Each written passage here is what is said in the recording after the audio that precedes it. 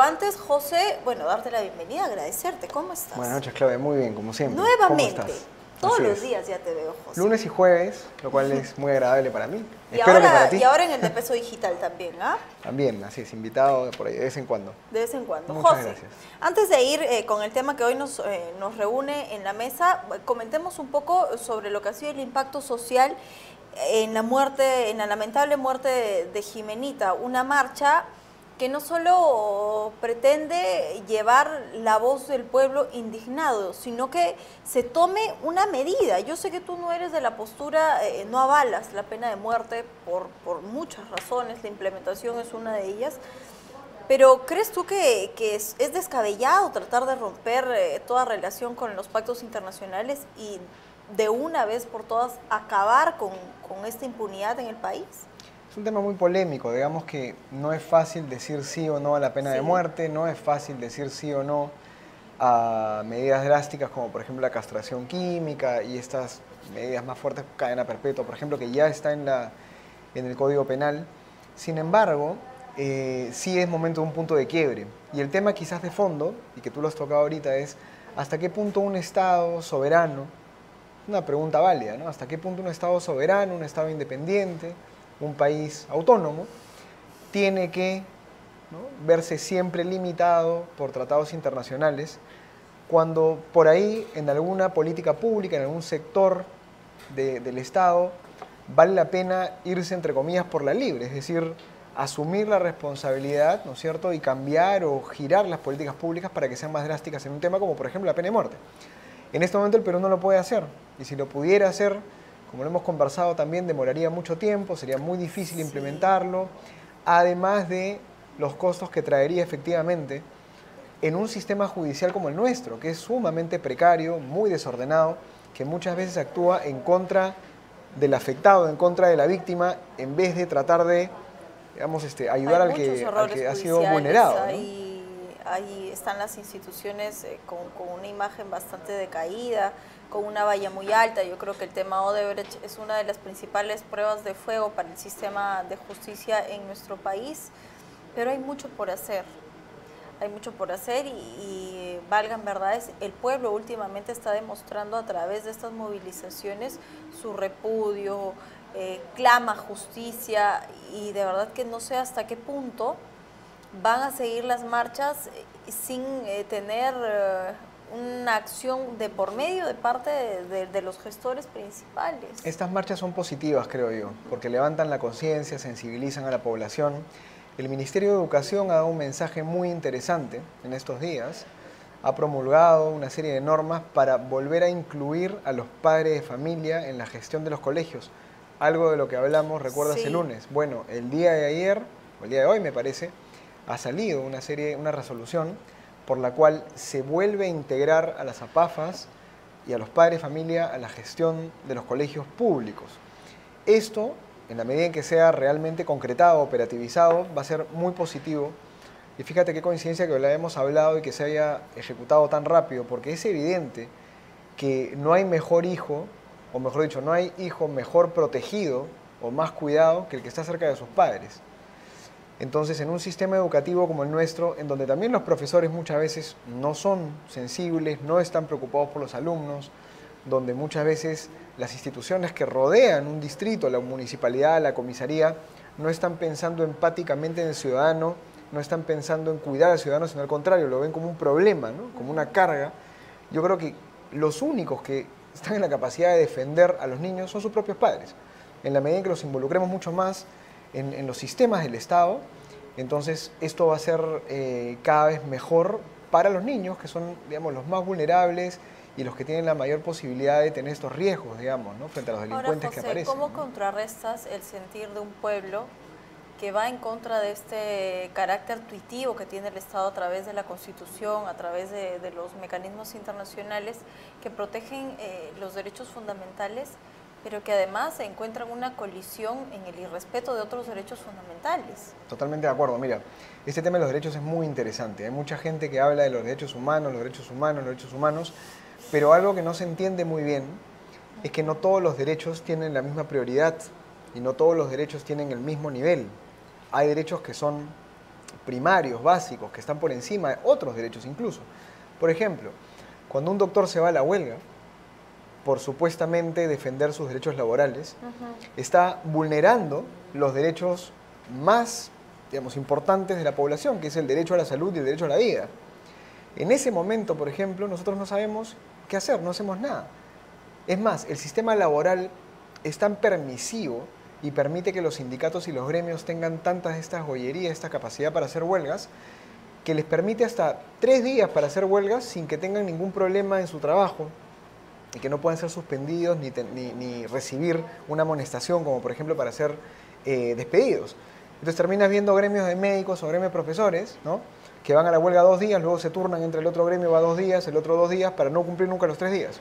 Esto pasa en el sector privado y en el sector público. Profesores en huelga, derecho a la educación, el año pasado lo vimos. Cientos de miles de alumnos sin educación en huelgas que duraban más de 90, 100 días. Y sin embargo, otra vez, los derechos supuestamente laborales de los profesores estaban por encima del derecho a la educación de los niños. Entonces, aquí en el país tenemos un problema con los derechos, es decir, no sabemos respetar los derechos de las personas, el Estado no se preocupa por darle su lugar a los derechos más importantes y más bien prioriza lo que siempre hemos conversado, que es el afán político. ¿Por qué no me interesa el derecho a la salud de la gente y sí me interesa el derecho laboral de un médico huelguista? Porque ese médico huelguista me hace huelgas, me hace paros y me quita votos, mientras que el paciente que se muere, pobrecito, pero ese no me sirve para nada, ¿no? Entonces, ese tipo de reflexiones irracionales y distorsionadas son las que tenemos que cambiar en este país y preocuparnos realmente por lo esencial, ¿no?, por cuáles son los problemas más acuciantes de la población y tratar de resolverlos antes de pensar en si el voto, en si la posición política, en si las encuestas o la popularidad, etcétera, ¿no? Y en efecto, es un año, el 2017 ha sido un año donde se ha centrado la atención en el tema corrupción, donde el ambiente ha sido más político que atender las necesidades del pueblo. Hemos empezado un año de manera muy difícil, pero no podemos dejar de lado temas, como tú dices, que son de vital importancia en la gestión de nuestro país. Y hoy precisamente vamos a hablar del futuro de Chinchero, y con esta omisión en cuanto al arbitraje que hay de por medio, que mucha gente no lo sabe. Así es. Así es. Mira, el aeropuerto Chinchero es un proyecto que tiene décadas. Lamentablemente vemos las imágenes de PPK. Ay, PPK. Con su equipo en aquel entonces. Vizcarra estaba detrás, era del MTC, Fiorella Molinelli también estaba por ahí, también del MTC, viceministra. Chinchero es un proyecto que fue, lamentablemente, el primero que este gobierno no supo destrabar. Se suponía que este gobierno iba a ser el gobierno destrabador de proyectos y cuando quiso destrabar el primer proyecto importante no pudo hacerlo. Y las razones las conocemos ya casi todos, lo hemos conversado varias veces, pero para que la población y la ciudadanía entienda un poco mejor el tema, todo el problema partía de un mal contrato, un contrato mal diseñado. Cuando tú firmas un contrato con un proveedor, ¿no es cierto?, por ejemplo con tu banco, con tu canal de televisión, tu empresa de cable o lo que sea, muchas veces tú te equivocas en el contrato, ¿no?, si no lo lees bien y no lo revisas bien. Y te pueden poner condiciones que son condiciones negativas para ti. Y eso, ¿no?, es lo que en este momento va a entrar en debate a través de este arbitraje. Exactamente, y eso fue lo que pasó. No, ya ni siquiera es conciliar. En el arbitraje internacional, el centro de arbitraje declara un ganador.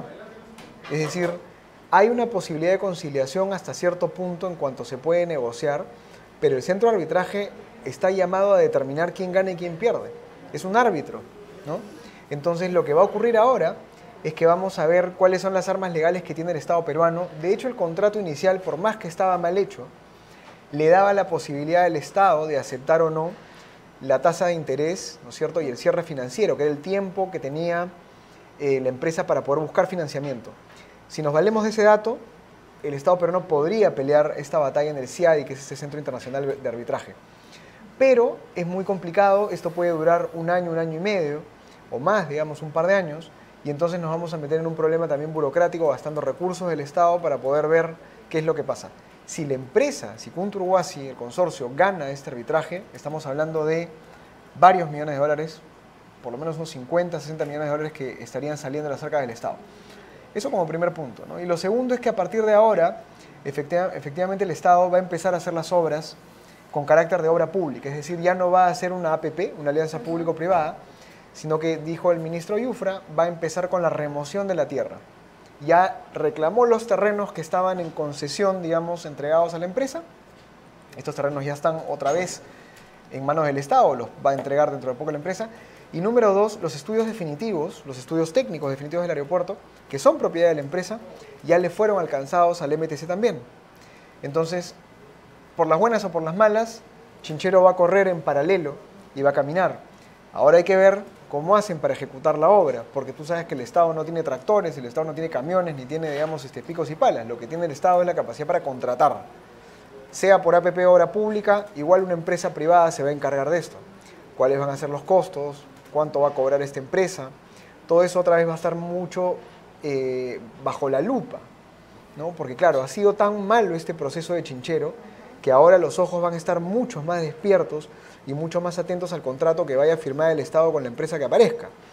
Y esto siempre burocratiza el proceso porque hace que los actores involucrados, los funcionarios públicos, no quieran firmar papeles, tengan mucho más miedo, mucho más Ojalá que temor, sirva de ¿no? lección para intentar dejar la adenda de lado como una medida de contratación en nuestro país que tanto daño le hace al tema de inflar presupuestos. Pero y vamos a algo de verdad que yo te lo decía en off, yo en las encuestas no creo, basta ver y sentir al pueblo para darse cuenta que PPK no tiene aprobación más que en su familia. Qué mal la quieren, Y en efecto, por favor, te pido que puedas compartir un poco con la gente sobre la popularidad del presidente de la República durante este último tiempo. El día lunes, Ajá. y esto no lo comentamos el lunes porque tocamos otros temas, pero el día lunes salieron los resultados de una encuesta nacional urbano-rural de Pulso Perú, de febrero, ¿no es cierto? Es una encuesta que se hace mensualmente y que mide varios indicadores, digamos, la popularidad del presidente, la popularidad de varias figuras públicas, ¿no? Y hay datos interesantes, ¿no? Por ejemplo, el 82% de la población cree que las empresas no son transparentes en las licitaciones. Punto importante, ¿por qué? Estamos en un contexto en el cual, lo hemos hablado también aquí, es el momento para que el empresariado peruano dé un paso y dé más, de 4 o 5 pasos adelante en el tema de la ética y la transparencia. Es el momento de tener certificaciones mucho más contundentes en términos de transparencia y ética. Es el momento que los códigos de ética no sean simplemente unos papelitos firmados y no funcionen. Es el momento en que los empresarios tengan toda una línea de monitoreo para que sus procesos no sean corruptos cuando negocian con el Estado. Porque esto de acá no es poca cosa. Cuando la población te dice que el 82% no cree en los empresarios, ¿ya? Lo que te está diciendo es: vengan los izquierdistas y vengan los socialistas antiempresa, porque a ustedes sí les puedo creer. Entonces no es un tema de, ay, la población no cree en los empresarios y esto no sirve para nada. No, no, no. Porque todo el discurso antiempresa que tiene muchos sectores extremistas se apoya en este tipo de percepciones. Entonces acá hay un primer dato que es para tener en cuenta y que es muy riesgoso de cara a las elecciones regionales y de cara a las elecciones nacionales, ¿no? Eso es lo primero, ¿no? Luego, como conversábamos, ¿no es cierto?, hay un país dividido, ¿no? Un país que dice, no sabemos si PPK va a seguir o se va a quedar. Y hoy con la presencia de uno de los vicepresidentes, el señor Vizcarra, pues le da la sensación, o más que la sensación, la esperanza al pueblo de decir, bueno, Vizcarra ha regresado en un tiempo en que no se tenía previsto, ¿habrá la posibilidad de que renuncie Pedro Pablo Kuczynski? De que renuncie es complicado. Viene creo a darle apoyo, a respaldar un poco las nuevas suspicacias en torno al tema corrupción. Vizcarra, si uno sigue la historia temprana, corta, inmediata, digamos, de Vizcarra, es interesante porque Vizcarra se fue para Canadá, ¿no? No se fue a Canadá aquí acá a San Juan de Urigancho, No sé. se fue a Canadá de verdad, al país, ¿no?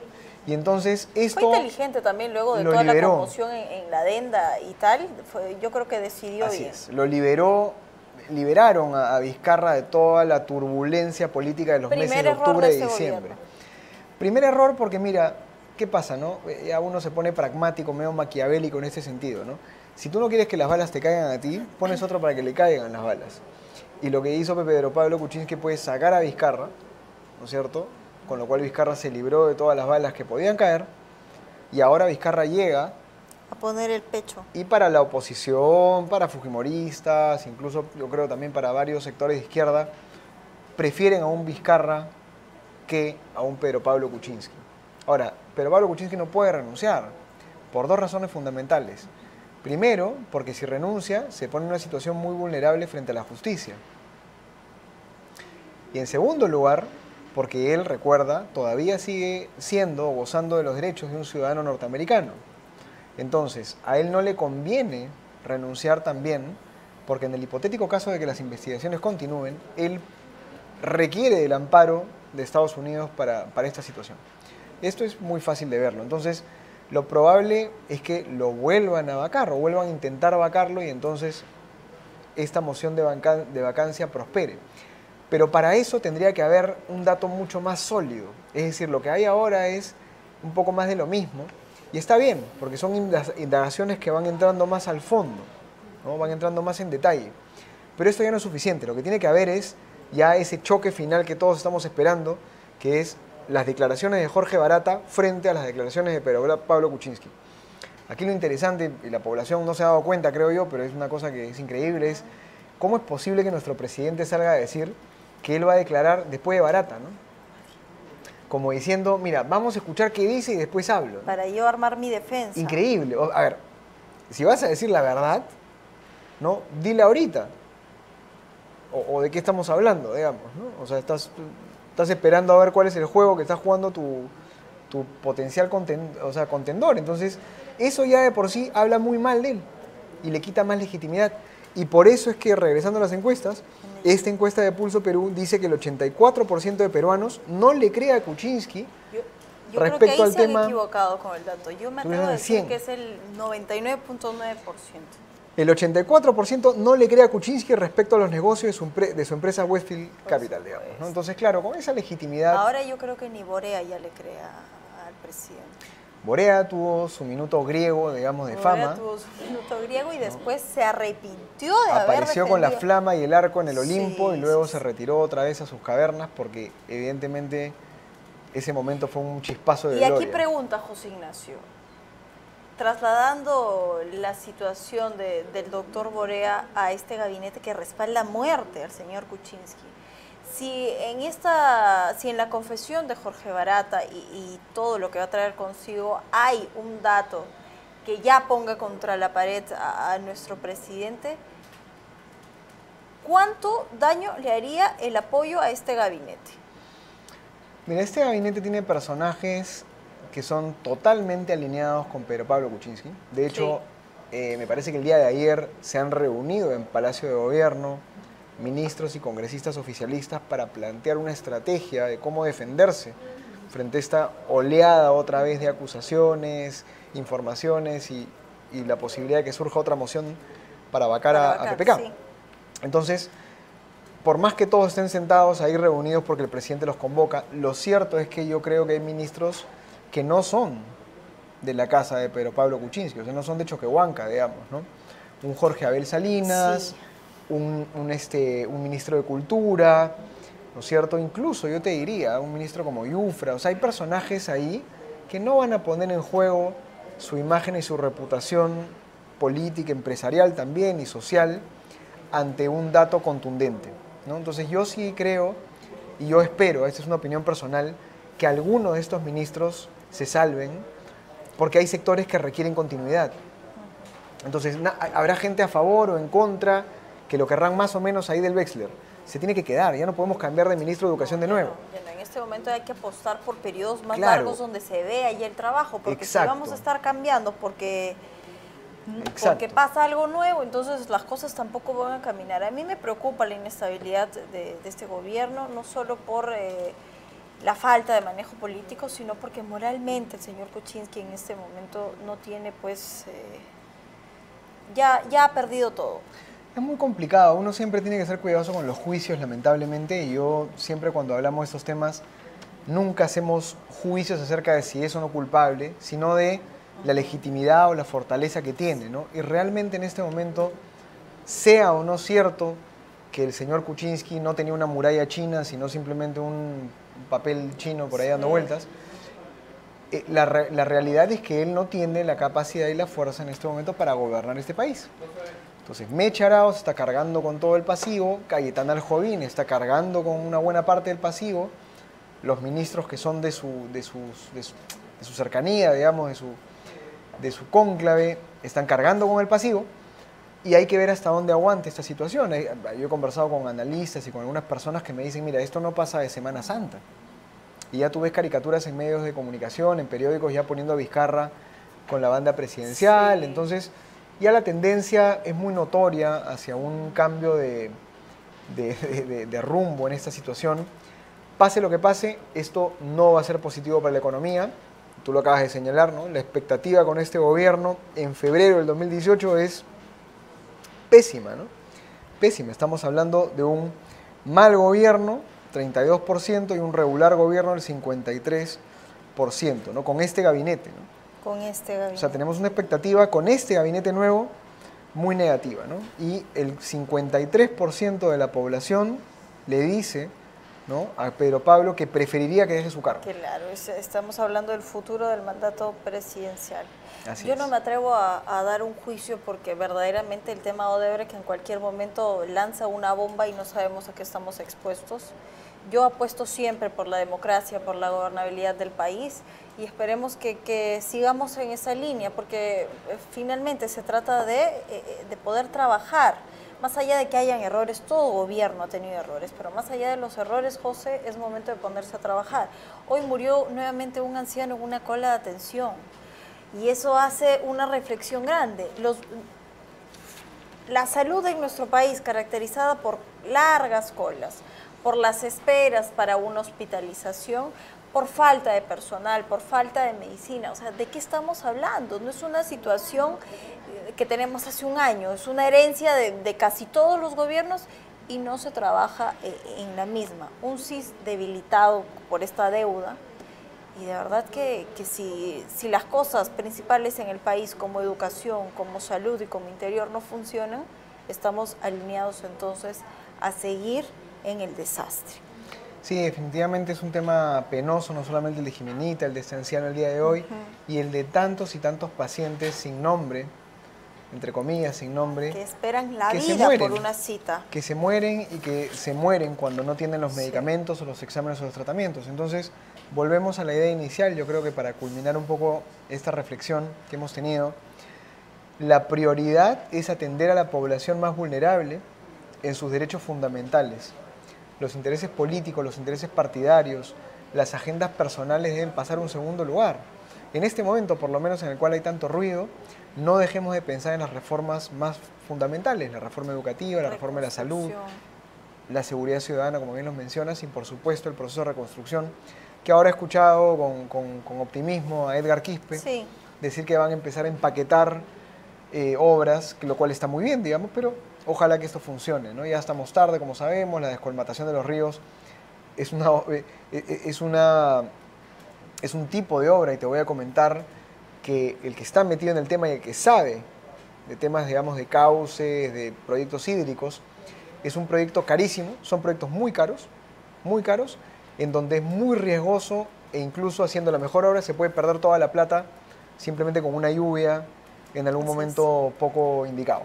Entonces, a usar bien los recursos en la reconstrucción, a hacer las obras con inteligencia y apurarse, ¿no? Porque este año tenemos que invertir. Es importante resaltar, José, porque creo que nosotros cuando menos esperamos que por lo menos hayan avances en la reconstrucción antes de que empiecen los Panamericanos. Sería de verdad a sentir del ciudadano que se ha priorizado cuando verdaderamente urge agua y desagüe, urgen casas para la gente que aún sigue viviendo en el campamento con una desgracia que ya tiene un año y que no se ha hecho absolutamente nada. Ojalá que las cosas siempre caminen para bien. Gracias, José, por los datos. Algo con lo que quiera cerrar esta entrevista, como siempre llevando un mensaje optimista finalmente al ciudadano, que tiene esa sensación de que lo único que tiene que hacer es esperar cruzado de brazos. Nosotros tenemos nuestra cuota de responsabilidad.